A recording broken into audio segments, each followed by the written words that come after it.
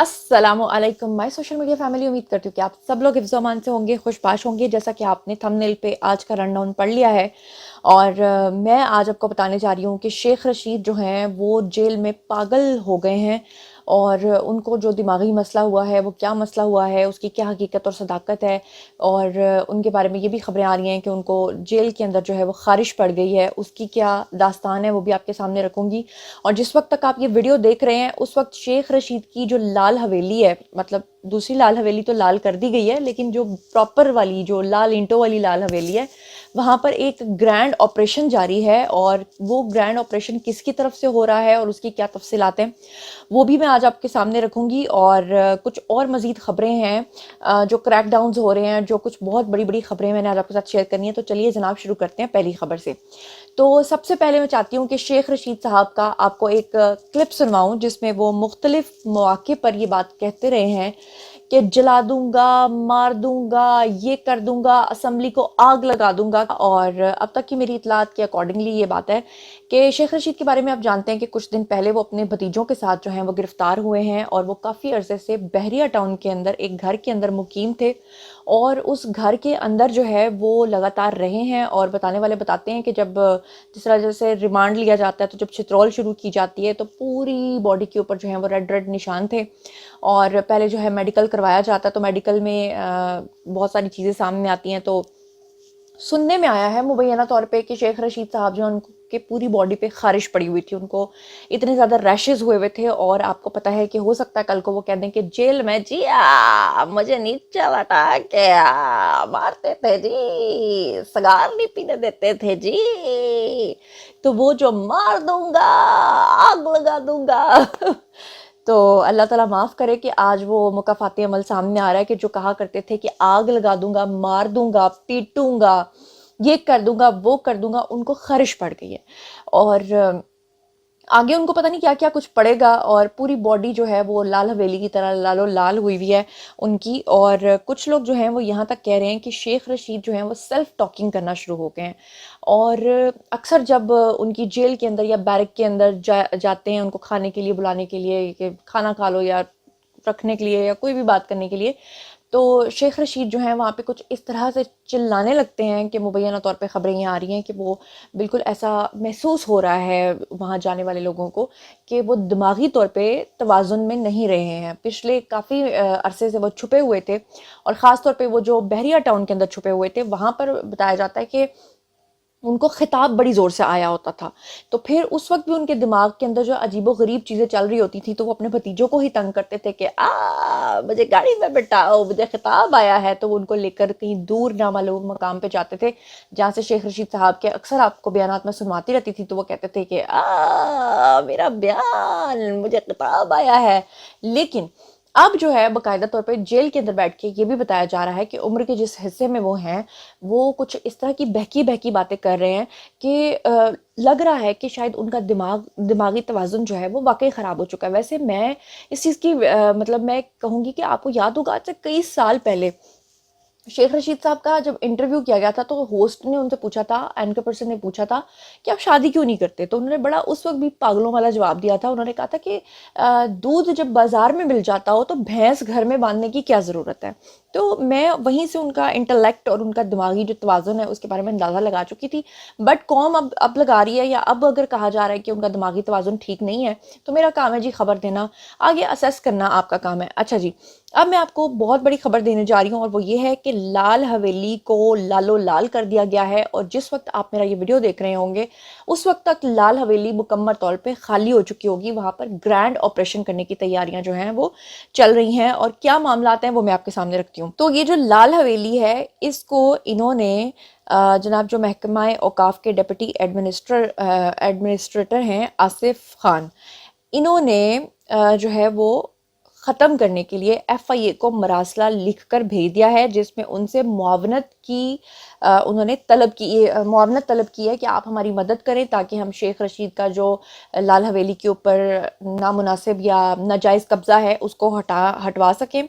और मरासले के मुताबिक आपको बता दूं कि जुमेरात की सुबह 6 बजे बोर्ड बाज़ार है जी, जहाँ पर बोर्ड बाज़ार और राजा बाज़ार है, वहाँ पर जो कब्ज़ा की गई अराज़ी जो है उसको واپس یعنی کہ لینے کے لیے اپنی تحویل میں آپریشن کیا جائے گا۔ تو جی یہ اناؤنسمنٹ ہو چکی ہے، میرے تھرو آپ کو پتہ چل گئی ہے کہ جمعرات کی صبح 6 بجے بوڑ بازار اور راجہ بازار میں جتنی بھی زمین کے اوپر شیخ رشید نے قبضہ کیا ہے، خاص طور پہ لال حویلی، اس کو خالی کروایا جائے گا، اور جس میں ضلعی انتظامیہ اور پولیس بھی حصہ لے گی، تاکہ وہاں پر کوئی ناخوشگوار واقعہ جو ہے وہ پیش نہ آئے۔ اور اس مراسلے کے اندر جو ہے انہوں نے یہ بھی کہا ہے کہ لال حویلی میں ضم کی گئی جو ہے D-158 پراپرٹی، اس کا قبضہ بھی حاصل کیا جائے گا۔ یعنی کہا یہ جاتا ہے کہ شیخ رشید نے یہ جو لال حویلی ہے اس کے اندر ایک اور پراپرٹی کو ضم کیا تھا، اس کا قبضہ بھی حاصل کیا جائے گا۔ جبکہ راجہ بازار میں 54 مرلے پہ محیط جو ہے دمدمہ مندر ہے، اس کے اوپر بھی شیخ رشید نے یعنی کہ قبضہ کر لیا۔ تو وہ جو مندر کا قبضہ ہے وہ بھی چھڑوایا جائے گا۔ اب مندر کا گھنٹہ جو ہے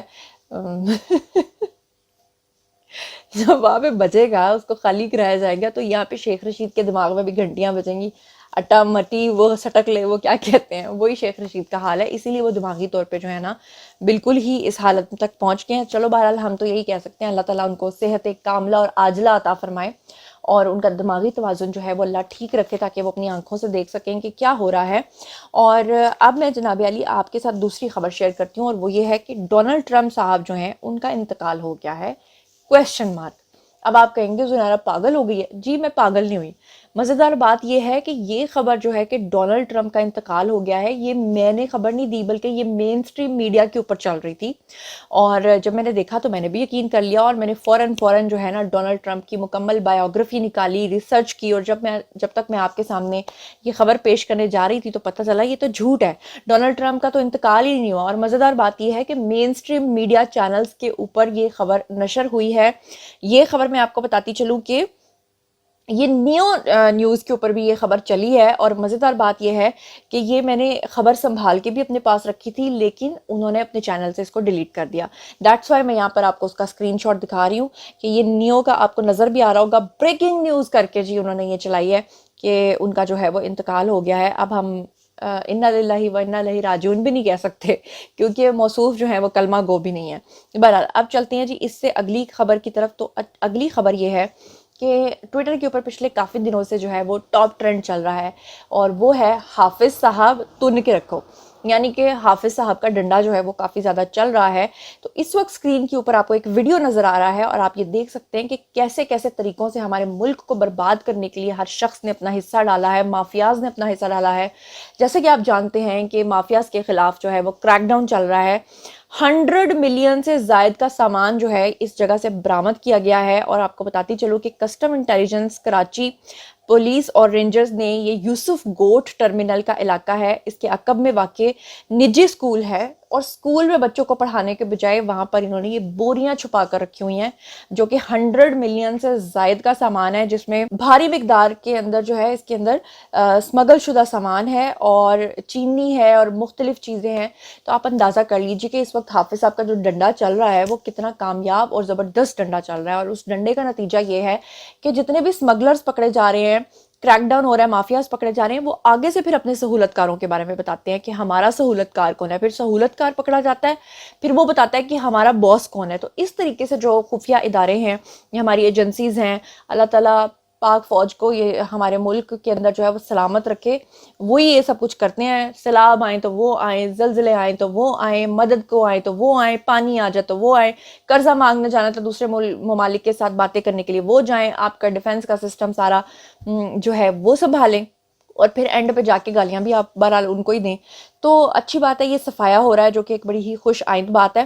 اور اس کے بعد جو ہے میں آپ کے سامنے رکھنے جا رہی ہوں ایک اور بڑی عجیب و غریب سی خبر، اور وہ عجیب و غریب خبر تو نہیں ہے، میں نے تو یہ خبر آپ کو بہت بہت بہت عرصہ پہلے دے دی تھی، اور وہ خبر یہ تھی کہ بندیال صاحب جو ہیں وہ جاتے جاتے بارودی سرنگیں جو بچھا کر گئے ہیں، اس کے اکارڈنگلی انہوں نے نیب کا جو پرانا قانون ہے اس کو بحال کر دیا تھا، اور جب پرانا قانون ظاہری بات ہے انہوں نے بحال کیا ہے، تو اس کے بعد کیا ہوا کہ نواز شریف اور آصف زرداری اور دیگر سیاستدانوں کے جو 80 کرپشن کے کیسز تھے وہ دوبارہ سے بحال ہو گئے ہیں۔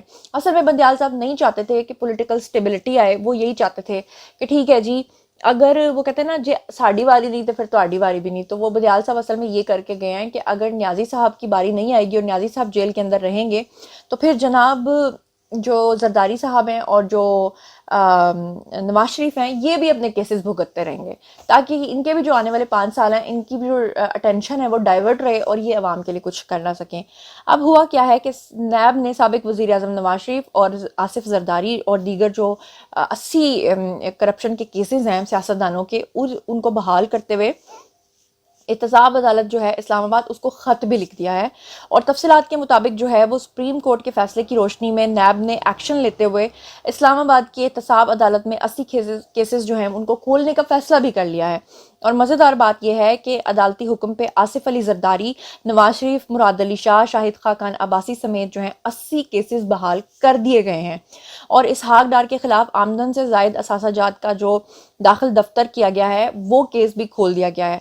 और ज़राए नैब कोर्ट के मुताबिक जो है साबिक जो सदर हैं आसिफ अली जरदारी, उनके खिलाफ जो जाली अकाउंट्स के केसेस थे वो भी बहाल हो गए हैं। अच्छा, यहाँ पर भी ना मैं आपको एक बात बताऊँ, अंदर की खबर, मेरी असेसमेंट भी है और ये खबर मैंने किसी को कहते भी सुनी है, और ये मेरी असेसमेंट भी है। और वो ये है कि मुझे लगता है कि बंदियाल साहब ने हर वो काम किया जो इस्टेब्लिशमेंट के ख़िलाफ़ जाता था, जो हमारे मुल्क की बेहतरी के हक़ में नहीं था।